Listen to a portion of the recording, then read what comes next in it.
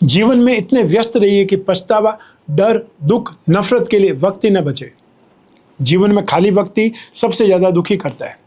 याद रखिए कि कामयाबी के दरवाजे उन्हीं के लिए खुलते हैं जो उन्हें खटखटाने की जरूरत करते हैं।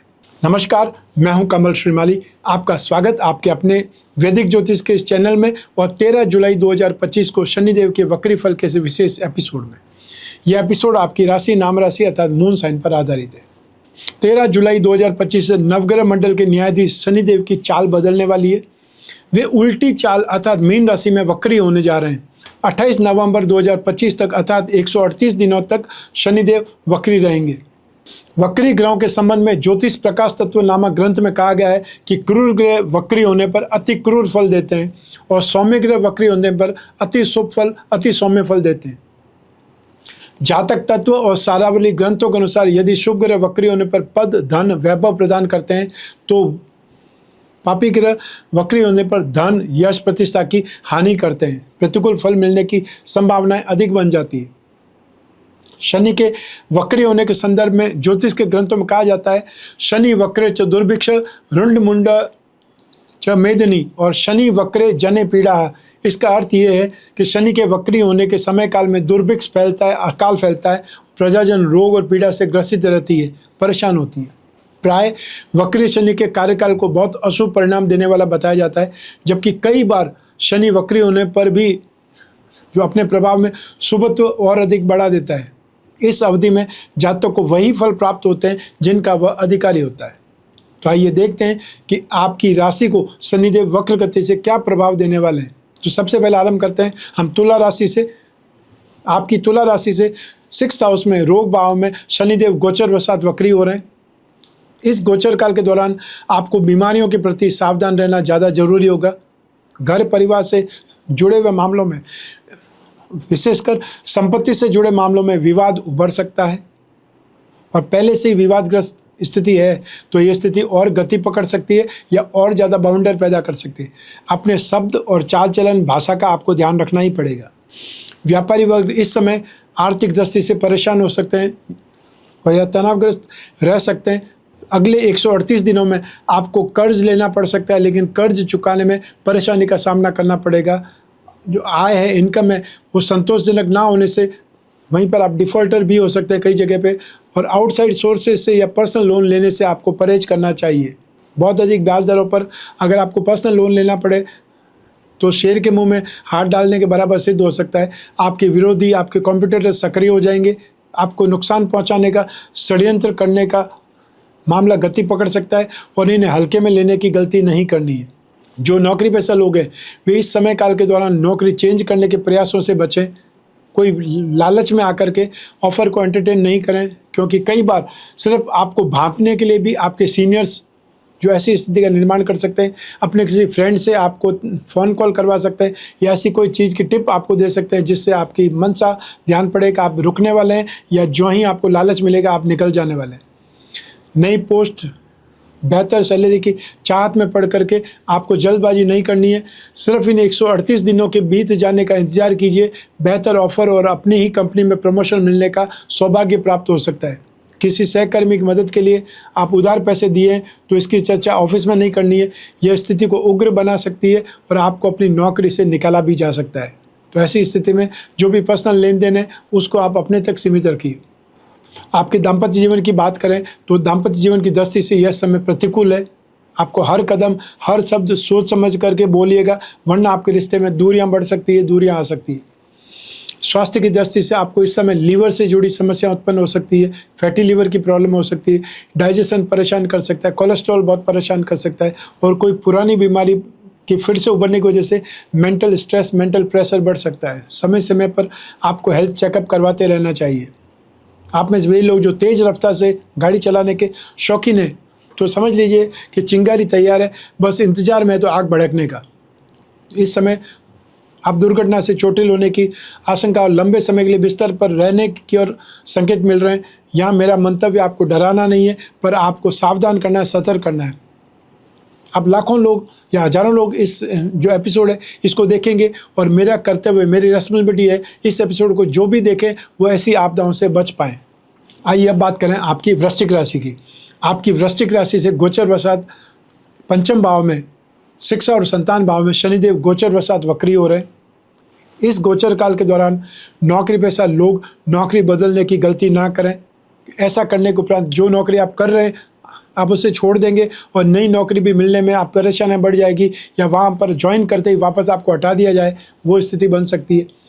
स्वास्थ्य से संबंधित इस समय परेशानियों से कुछ राहत की उम्मीद रहेगी।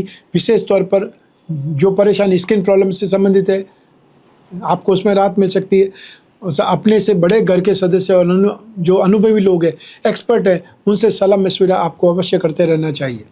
व्यापारी वर्ग के लिए जो आने वाले 138 दिनों में आर्थिक कष्ट उठाना पड़ सकता है, या बीते दिनों में ढैया का संघर्ष आपको फिर से याद आ सकता है। आप जो भी योजनाएं बनाएंगे उनमें आर्थिक जोखिम बहुत होगा।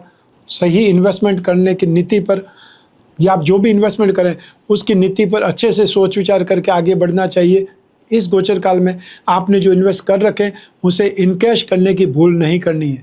जो हाथ में आएगा वह भी खर्चों की ओर ही बढ़ जाएगा, या वो जो पैसा है वो भी कहीं न कहीं लग जाएगा और फिर आप पछताने के सिवा और कोई आपके पास रास्ता नहीं बचेगा।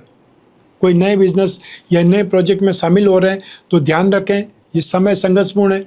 संकट के सामने झुकना नहीं है, आपको अडिग खड़े रह करके सामना करना पड़ेगा। जो आप फैमिली बिजनेस करने वाले लोग हैं वो इस समय बच्चों के हर निर्णय पर अपना सुझाव देने से खतरा नहीं। बच्चों की किसी भूल से, नादानी से आपको आर्थिक नुकसान उठाना पड़ सकता है। समय की खासियत है कि बुरा समय बीत जाता है और अच्छा समय हमेशा नहीं रहता। नौकरी पेशा लोग जो भी हैं वो अपनी ओवर एम्बिशियस को दरकिनार रखें। गुस्से वाले जो भी अधिकारी सीनियर्स हैं उनसे दूरी बना करके रखें। अपनी मेहनत से कमाई हुई जमा पूंजी को ज़रूरत से ज़्यादा सावधानी पूर्वक इन्वेस्टमेंट करें। और जो लोग टेम्परेरी जॉब पर हैं उन्हें थोड़ी बहुत मुसीबतों का सामना फिर भी करना पड़ सकता है। दाम्पत्य जीवन की दृष्टि से यह समय सामान्य रहेगा। हालांकि बच्चों की वजह से आप दोनों में कई बार बहसबाजी हो सकती है, आप दोनों के मत अलग अलग हो सकते हैं। और जो नवविवाहित है उन्हें सबसे ज़्यादा सावधान रहने की ज़रूरत पड़ेगी, क्योंकि इस समय यदि कोई विवाद गंभीर हुआ तो बात बहुत बढ़ सकती है। घर लेकर चलना आसान नहीं होता। आपके माता पिता ने अक्सर इस बात पर जोर दिया होगा, इसे समझिए और धैर्य का परिचय दीजिए। आइए अब बात करें आपकी धनु राशि की। आपकी धनु राशि से 4th हाउस में सुख भाव में गोचर वसा शनिदेव वक्री हो रहे हैं। इस गोचर काल के दौरान आपको चेस्ट इन्फेक्शन अर्थात छाती में संक्रमण की समस्या परेशान कर सकती है। आपको माता पिता के स्वास्थ्य के प्रति भी बहुत ज़्यादा ध्यान रखने की ज़रूरत पड़ेगी। इन 138 दिनों के बाद फिर से ये परेशानियां ओझल हो जाएंगी, पर इस अवधि में बहुत ज़्यादा सतर्क आपको रहना पड़ेगा, सतर्कता बरतनी पड़ेगी। और यदि कोई गंभीर बीमारी है तो उसका डॉक्टर के नंबर या इमरजेंसी में आपको क्या करना चाहिए वो सब आप बातचीत करके रखें। फाइनेंशियल सेक्टर में अर्थात आर्थिक मोर्चे पर यह गोचर काल आपके लिए चैलेंजिंग सिद्ध होने वाला है। हर क्षण यह एहसास होगा कि कुछ पैसों की कमी है या हाथ तंग है, तो ऐसे में पैसे उधार लेने से आपको बचना पड़ेगा, अन्यथा वापस समय पर चुकाना भारी पड़ सकता है। और इस समय पैसों से जुड़ी किसी बात को गुप्त रखने का प्रयास करेंगे, लेकिन वह बात सबके सामने आ ही जाएगी। इस गोचर काल में जो आपको इन्वेस्टमेंट करना है वो बहुत ही सोच समझ के करना है और फिजूल के खर्चों पर कंट्रोल रखने का आपको प्रयास करना चाहिए, या आपको रेगुलर इन चीज़ों पर प्रयास करना ही चाहिए। जो नौकरी पेशा लोग हैं वो इस गोचर काल में ऑफिस में छंटनी का कारण होने से तनाव में काम करने पर मजबूर हो सकते हैं। आप मेहनत भरपूर करेंगे, फिर भी कहीं न कहीं कोई छोटी सी गलती से भी उसका इम्पैक्ट बहुत बड़ा देखने को मिल सकता है। और आप यदि कोई नए व्यापार की शुरुआत करना चाहते हैं तो शुरुआत में धीमी गति से दुखी रहेंगे, लेकिन आगे जाकर के 138 दिनों के बाद में स्पीड वापस बढ़ जाएगी, या संतुष्टिपूर्ण जो बिज़नेस है वो आपको दिखाई देगा। व्यापारी वर्ग इस समय काल के दौरान अपने बिजनेस में प्रगति के लिए बहुत ज़्यादा पैसा खर्च कर बैठेंगे। व्यापार में बदलाव के लिए आप किसी न किसी एक्सपर्ट को खोजेंगे परामर्श के लिए, लेकिन वहाँ पर भी आपको सही सलाह नहीं मिल पाएगी। जब समय नेगेटिव होता है तो हम जो चाहते हैं न तो सही इलाज मिल पाता है, न सही सलाह मिल पाती है, और हमको भुगतना ही पड़ता है, नुकसान उठाना ही पड़ता है। लेकिन सावधान रह करके उस भूल से होने वाले नुकसान में कमी की जा सकती है, अलर्ट रहा जा सकता है। इस समय भूल से भी किसी रिश्तेदार को पार्टनर बनाने की गलत सलाह पर आगे बढ़ने की गलती ना करें।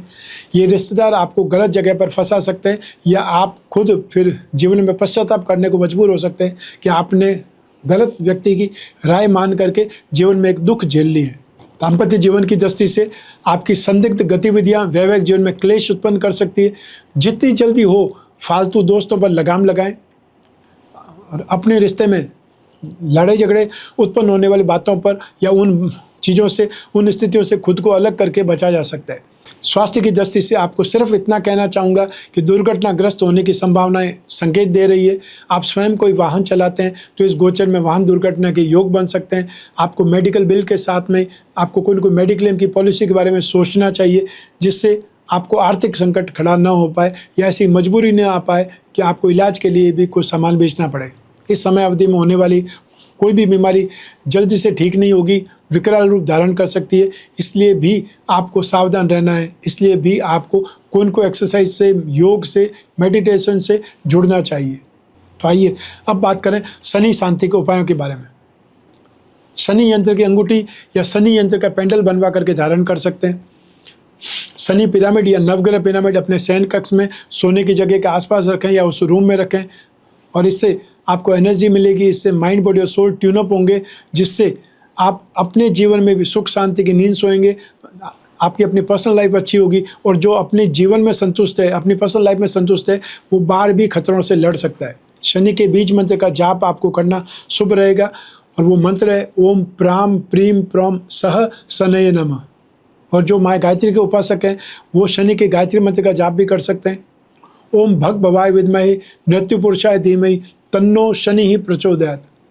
शनि दोष निवारण में नित्य पारस शिवलिंग पर जल चढ़ाएं, और माँ मृत्युंजय मंत्र का जाप करना भी बहुत ज़्यादा शुभ रहता है।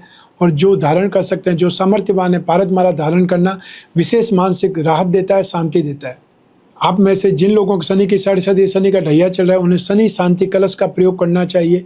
इस एक पैकेट में आपको क्या घर में स्थापित करना है, क्या दान करना है, क्या धारण करना है, ये सब सामान के साथ में विधि विधान भी आएगा, जिसको आप प्रयोग करके राहत प्राप्त कर सकते हैं। यथासंभव जितना भी हो सके आपको शनि शांति के उपायों का लिए प्रयास करने चाहिए। तो ये था मीन राशि में शनि के वक्री फल की, तो ये था मीन राशि में शनि के वक्री होने का गोचर फल। आपकी जन्म कुंडली में से एक ग्रह चंद्रमा को आधार बना करके मैंने ये गोचर फल, राशिफल आपको बतलाया है। आप चाहें तो अपनी जन्म कुंडली के संदर्भ में इसे और सटीकता से जान सकते हैं, क्योंकि जन्म कुंडली आपकी अपनी है और आपकी अपनी डिटेल से ही बनती है। जब जीवन में समस्याएं ज़्यादा हो, भविष्य में झांकना हो, कोई बहुत बड़ा डिसीजन करना हो, तो अपनी कुंडली का विश्लेषण कराना चाहिए, समय समय पर कराना चाहिए, 1 वर्ष में 1 बार जरूर कराना चाहिए, जिससे आने वाले समय की जानकारी हो, आने के वाले समय की झलक मिल जाए। यदि आने वाला समय पॉजिटिव है तो आप और ज़्यादा एफर्ट करेंगे, थोड़ी रिस्क लेंगे या डेयरिंग के साथ में, कॉन्फिडेंस के साथ में काम करेंगे, फ़ायदा ज़्यादा होगा, उन्नति ज़्यादा होगी, प्रगति ज़्यादा होगी। और यदि आने वाला समय नेगेटिव है तो आप उस नुकसान से बचने के लिए एफर्ट करेंगे, जिससे नुकसान कम होगा, आपकी कैपिटल बच जाएगी, आपका पैसा बच जाएगा। दोनों ही स्थितियों में आपको फ़ायदा ही है। तो जब भी आपको अपनी जन्म कुंडली का विश्लेषण कराना है, जिज्ञासा है, तो आपको स्क्रीन पर दिए नंबर पर संपर्क करके अपॉइंटमेंट फिक्स करना है या व्हाट्सएप नंबर पर मैसेज ड्रॉप करना है। आप कोई भी कंट्री में रहते हो, कोई भी सिटी में रहते हो, अपने घर बैठे हुए अपनी कुंडली का विश्लेषण करा सकते हैं, वीडियो कॉन्फ्रेंसिंग के जरिए, टेलीफोनिक कंसल्टेंसी के जरिए। और उसके लिए सिर्फ और सिर्फ एक अपॉइंटमेंट लेना है। बाकी जो भी स्थितियाँ हैं आप और मैं ही बात करेंगे, बीच में तीसरा कोई भी नहीं होगा। जो भी आपकी पर्सनल से पर्सनल प्रॉब्लम है उस पर भी आप डिस्कस कर सकते हैं। जो पूछना चाहें उसके पॉइंट बना लीजिए, ताकि आप हर चीज़ के बारे में जानकारी प्राप्त करें, हर चीज़ के ऊपर डिस्कस कर पाएँ। और जो उपाय होंगे वो लिखित रूप में मैं आप तक पहुंचाऊंगा, व्हाट्सएप के माध्यम से या ईमेल के माध्यम से।